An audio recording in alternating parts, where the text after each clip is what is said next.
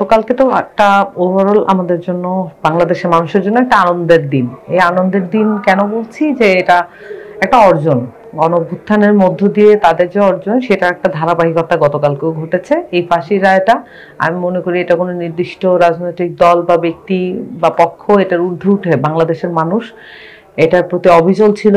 এই বিচার আদায় করার আগ পর্যন্ত তারা রাজপথ ছাড়ে নাই এবং এই দাবিটা মুহুর্মুহু স্লোগানে বারবার উঠে এসেছে। এনসিপির জায়গাটা থেকে যদি বলি, আমাদের দলটা কিন্তু গণঅভ্যুত্থানের গর্ভ থেকে এসছে এবং বিচার সংস্কার, গণপরিষদ নির্বাচন, এই ম্যান্ডেটকে সামনে রেখে এই দলটা যাত্রা তৈরি, এখন পর্যন্ত পথ চলা এই বিচার সংস্কারকে কেন্দ্র করে।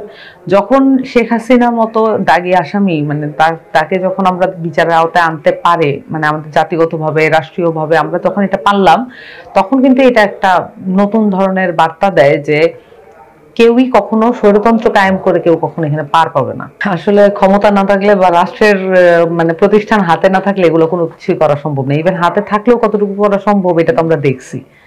দলগুলো অনেক ভালো কথা বলে, অনেক প্রমিস করে।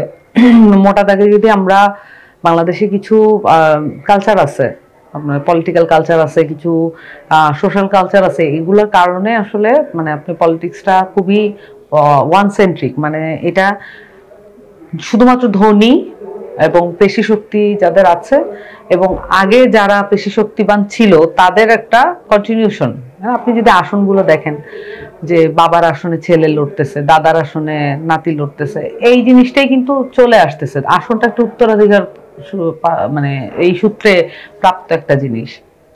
আর যেটা আপনি চাকরির ক্ষেত্রে কথা বললেন, এই জিনিসটা পরিবর্তন করার জন্য এটা শুধুমাত্র চাকরি খাত না, এটার অনেকগুলো কর্মসংস্থান খাতটা একটা বড় খাত এবং বারবারই কর্মসংস্থানের জন্য আমাদের দেশের মানুষের কিন্তু লড়াই করতে হয়। এটার কারণ হচ্ছে যে মানুষ আসলে একটা ভালো জীবিকা চায়।